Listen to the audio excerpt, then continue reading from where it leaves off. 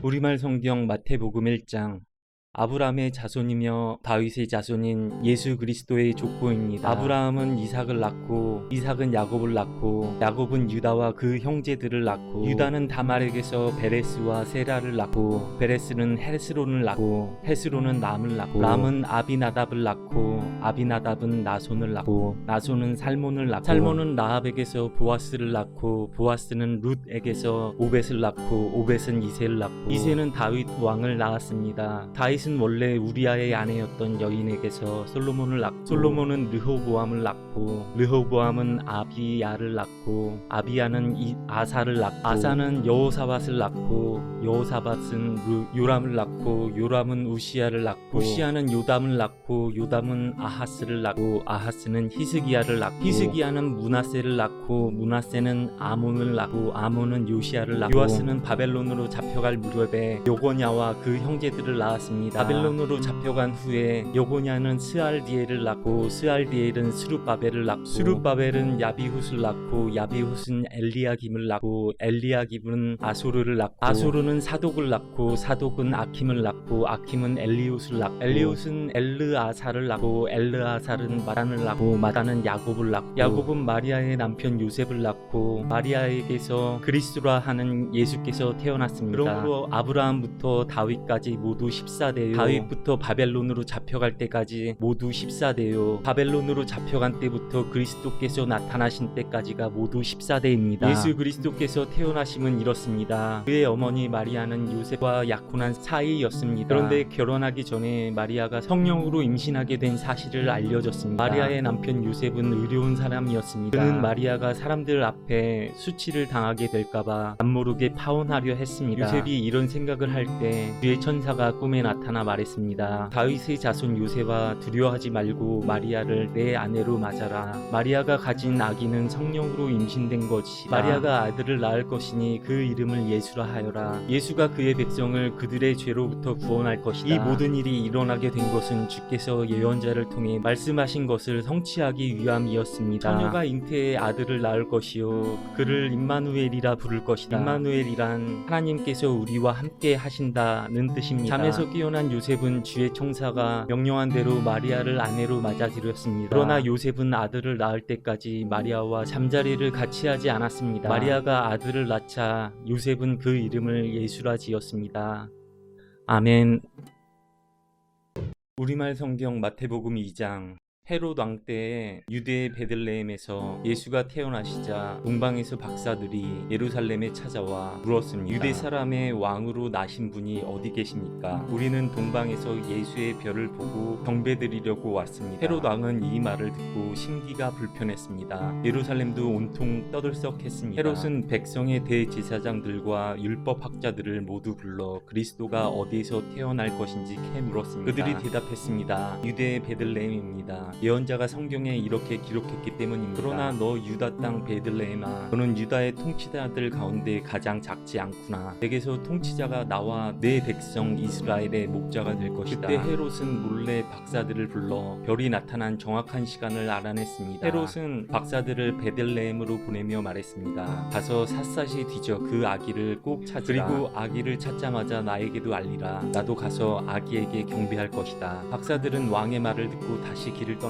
그런데 동방에서 보았던 그 별이 그들보다 앞서가서 아기가 있는 곳 위에 멈춰 섰습니다. 박사들은 별을 보고 뛸 듯이 기뻤습니다. 집으로 들어가 보니 아기가 그 어머니 마리아와 함께 있었습니다. 그들은 엎드려 아기에게 경배하고 황금과 유향과 몰약으로 예물을 드렸습니다. 그리고 그들은 꿈속에서 헤롯에게 돌아가지 말라는 지시를 받고 다른 길을 통해 자기 나라로 돌아갔습니다. 박사들이 떠난 후 주의 천사가 요셉의 꿈에 나타나 말했습니다.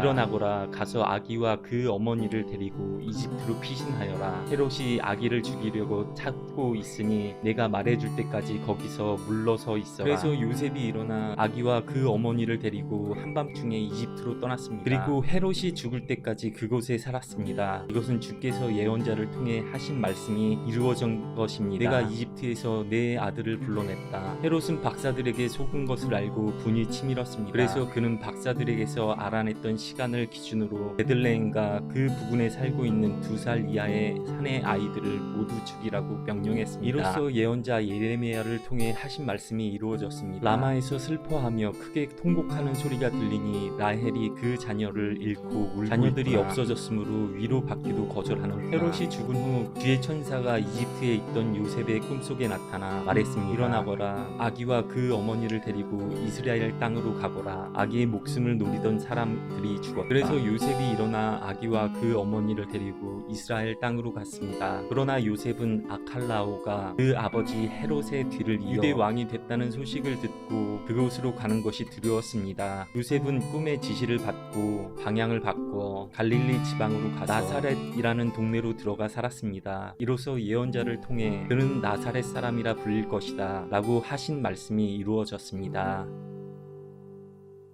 아멘.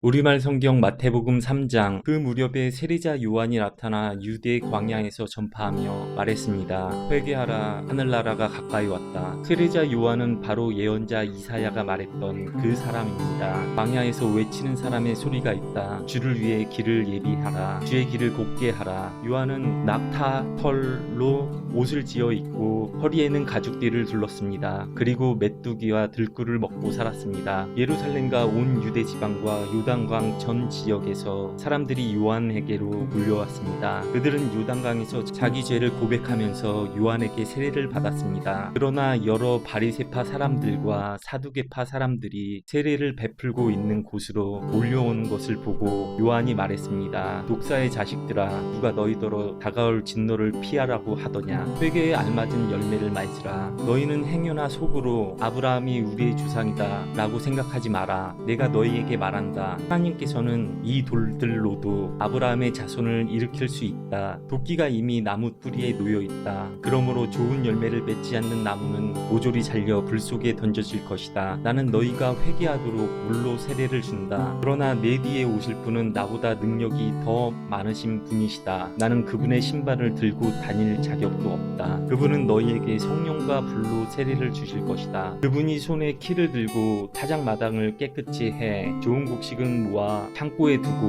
쭉정이는 꺼지지 않는 불에 태우실 것이다. 그때 예수께서 요한에게 세례를 받으시려고 갈릴리에서 요단강으로 오셨습니다. 그러나 요한은 이를 말리면서 예수께 말했습니다. 제가 오히려 선생님께 세례를 받아야 합니다. 그런데 제게 오시다니요. 예수께서 대답했습니다. 지금은 그렇게 하도록 하여라. 우리가 이와 같이 해 모든 의를 이루는 것이 옳다. 그러자 요한은 그대로 따랐습니다. 예수께서 세례를 받으시고 물속에서 올라오셨습니다. 그때 예수께서는 하늘이 열리고 하나님이 영이 비둘기처럼 자신에게 내려오는 것을 보셨습니다. 그리고 하늘에서 소리가 들려왔습니다. 이는 내가 사랑하는 아들이다. 내가 그를 매우 기뻐한다. 아멘.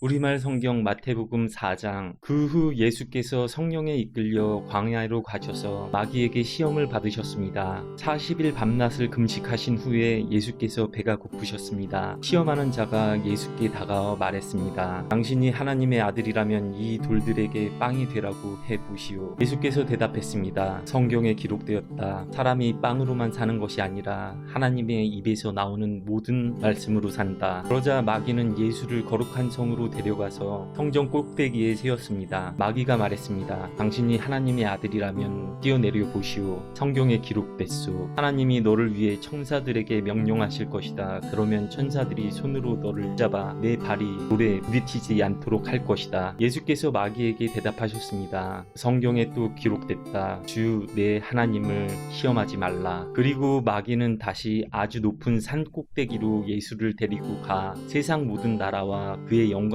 보여주었습니다. 그리고 마귀가 말했습니다. 당신이 만약 내게 엎드려 경배하면 이 모든 것을 당신에게 주겠소. 예수께서 마귀에게 말씀하셨습니다. 사탄아, 내게서 물러가라. 성경에 기록됐다. 주 내 하나님께 경배하고 오직 그분만 섬기라. 그러자 마귀는 예수를 떠나갔습니다. 그리고 천사들이 와서 예수를 섬겼습니다. 요한이 감옥에 갇혔다는 소식을 듣고 예수께서 갈릴리로 물러나셨습니다. 예수께서 나사렛 나사렛을 떠나 스불론과 납달리 지역의 호숫가가 있는 가버나움에 가서 그곳에 사셨습니다. 이는 예언자 이사야를 통해 하신 말씀을 이루시려는 것입니다. 스불론 땅과 납달리 땅이여, 호수로 가는 길목 요단강 건너편 이방 사람의 갈릴리여, 어둠 가운데 살고 있는 백성이 큰 빛을 보았고 죽음의 그림자가 드리워진 땅에 앉아 있는 사람들에게 빛이 비쳤다. 그때부터 예수께서 말씀을 전파하기 시작했습니다. 회개하라,